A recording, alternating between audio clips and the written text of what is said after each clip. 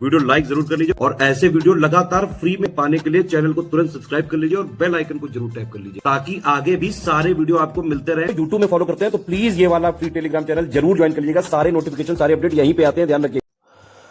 नमस्कार साथियों, स्वागत है आप सभी का स्टडी फॉर सिविल सर्विसेज में। ये है हमारी ज्योग्राफी क्लास जिसमें हम पढ़ रहे हैं भारत की प्रमुख फसलों को।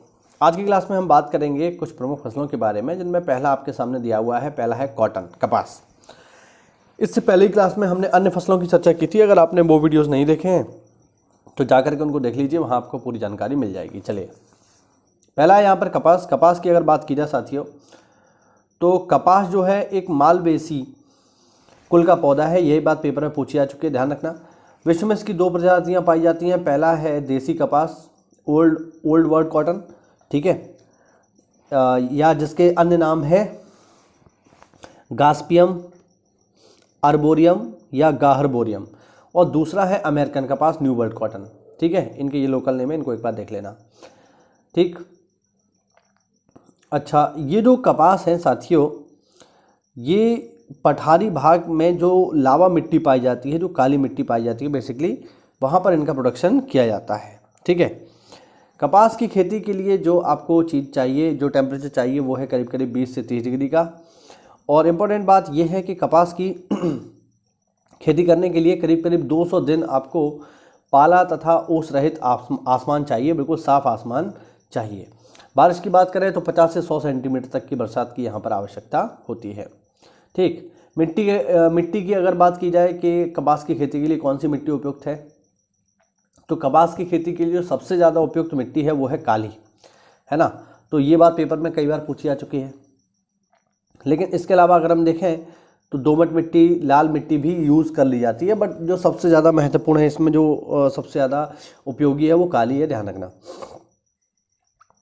कपास को अगर भारत के संदर्भ में देखें तो देखो लिखा हुआ है कपास भारत का देशज पौधा है, यानी यहीं का पौधा है। ऋग्वेद में भी इसका उल्लेख मिलता है, तो इम्पोर्टेंट है। भारत विश्व का ऐसा पहला देश है जहां कपास की संकर किस्म विकसित की गई। और कपास को हम लोग क्या बोलते हैं? व्हाइट गोल्ड बोलते हैं, सफ़ेद सोना कहा जाता है। आगे देखो, जूट की बात करेंगे। जूट क्या है? एक रेशेदार फसल है जिसका इस्तेमाल होता है बोरे, रस्सियाँ, कालीन, कपड़े इत्यादि बनाने के लिए। जूट की उत्तम कृषि के लिए 25 से 30 डिग्री सेल्सियस का यहाँ पे टेम्परेचर चाहिए। बारिश 100 से 200 सेंटीमीटर हो और मिट्टी है दोमट, वो सबसे बढ़िया रहेगी। इसको तैयार होने में 10 से 11 महीने का समय लगता है, बेसिकली 1 साल करीब करीब लग जाता है। जूट पश्चिम बंगाल, बिहार, असम तथा इससे लगे हुए पूर्वी भागों में एक व्यापारिक फसल है, इस चीज़ को ध्यान रखना। जूट एक अखाद्य खरीफ फसल है। जूट को भारत का स्वर्णिम तंतु, गोल्डन फाइबर ऑफ इंडिया कहा जाता है। पेपर में पूछा जा चुका प्रश्न है, याद रखिएगा, इंपॉर्टेंट है। आगे देखो, तिलहन। तिलहन जो है साथियों ने बोलते हैं ऑयल सीड। हमारे देश में तिलहन फसलों की कृषि प्राय अनुपजाऊ मिट्टी तथा वर्षा की कमी वाले क्षेत्रों में ही की जा रही है।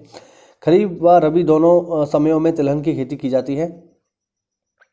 सरसों रबी की एक प्रमुख फसल है, जबकि मूंगफली खरीफ की एक प्रमुख फसल है। तिलहन मुख्यतः खरीफ व रबी दोनों फसलों, मतलब दोनों मौसमों की फसल है। तिलहन के अंतर्गत सोयाबीन, सरसों, सूरजमुखी, नारियल, मूंगफली, बिनौला, अलसी, तिल इत्यादि फसलें आती हैं।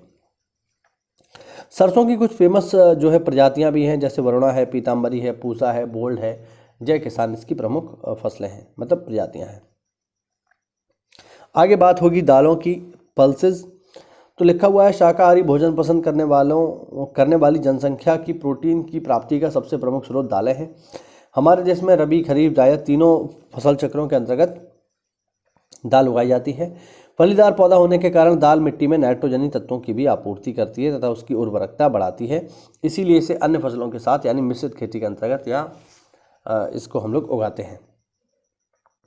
अरहर का जन्म स्थान जो है साथियों अफ्रीका है। और ध्यान रखना, अरहर का एक अन्य नाम भी है तूर दाल, इसको तूर दाल भी कहते हैं, ठीक है। तो इंपॉर्टेंट है, ध्यान रखना, तूर दाल कुछ और नहीं है, अरहर की दाल है। आगे देखो, आगे है गन्ना। गन्ने का जन्म स्थान भारत है।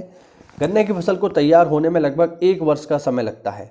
उष्णकटिबंधीय तथा उपोष्णकटिबंधीय फसल होने के कारण 21 से 27 डिग्री का औसत वार्षिक तापमान तथा 100 से 200 सेंटीमीटर का औसत वार्षिक वर्षा इसके लिए उपयुक्त होती है। गन्ने की फसल तैयार होते समय वर्षा का अभाव काफ़ी लाभदायक होता है। जिससे इसकी शर्करा में वृद्धि होती है। यानी अगर जब ये फसल तैयार हो रही है और पानी ना बरसे तो गन्ना ज़्यादा मीठा होगा, उसमें चीनी ज़्यादा होगी। भारत में गन्ने का लगभग 90.2% क्षेत्र सिंचित है। ठीक है, तो ये इसके लिए इंपॉर्टेंट चीज़ है, ध्यान रखना। आगे देखो चाय। चाय की अगर बात की जाए तो वर्तमान में भारत की प्रमुख पेय फसल है, इसमें कोई डाउट नहीं है। इसकी भौगोलिक दशाएं 150 से 250 सेंटीमीटर वर्षा तथा 24 से 30 डिग्री सेल्सियस का उच्च तापमान चाहिए। मिट्टी जो है हरी व गंधक युक्त होनी चाहिए। यह एक श्रम प्रधान कृषि है। इसमें पत्तियों की चुनाई के लिए सस्ते श्रम की आवश्यकता होती है। जलप्रिय पौधा होने के बाद भी इसकी जड़ों को पानी नहीं लगना चाहिए। इस कारण इसकी खेती पहाड़ी ढालों पर होती है। यानी इसको पानी तो चाहिए लेकिन पानी रुके ना, अगर पानी रुका तो पौधा सड़ जाएगा। इसीलिए इसकी जो खेती है वो ढालों पर की जाती है। इसमें लगातार हम पानी लगाते रहते हैं, जिससे पौधे को पानी भी मिलता रहता है और ढाल होने की वजह से पानी रुकता भी नहीं है, तो काम चलता रहता है। ठीक है, हाँ, इसीलिए लिखा हुआ है इसकी खेती कहाँ होती है, पहाड़ी ढालों पर होती है। ठंडी हवा व पाला चाय के लिए अति हानिकारक है। यहाँ ब्रह्मपुत्र घाटी, सुरमा घाटी में चाय की उन्नत कृषि की जाती है। वर्ष 2013 को अंतर्राष्ट्रीय चाय उत्पादक मंच का गठन किया गया है। इसमें भारत के अतिरिक्त Kenya, Sri Lanka, Indonesia, Rwanda, Malawi, Iran, China शामिल है। इसका मुख्यालय कोलंबो में है, ध्यान रखना। आगे देखो, चाय जो है साथियों ये चीनी मूल का पौधा है। ठीक है, ये चाइना का पौधा है, हमारे यहाँ का नहीं है। भारत में इसका रोपण अंग्रेजों ने शुरू किया। चाय एक प्रकार की रोपड़ या बागानी फसल का उदाहरण है। हम लोग पढ़ चुके हैं रोपड़ फसलें क्या होती हैं। ठीक है, हमने पिछले वीडियोज़ में इसकी चर्चा की है, आपने नहीं देखे हैं तो वीडियो जा करके वॉच कीजिए। चाय का उत्पादन उष्ण तथा उपोष्ण कटिबंधीय जलवायु, ह्यूमस तथा जीवांश युक्त लैटेराइट मिट्टी, सुगम जल निकासी व ढलवा क्षेत्रों में पहाड़ों के ढालों पर किया जाता है। चाय की भारत में 2 किस्में पाई जाती हैं, बोहिया या चीनी और असमिया या असमी। भारतीय चाय बोर्ड कहाँ पर है, कलकत्ता में, ध्यान रखना।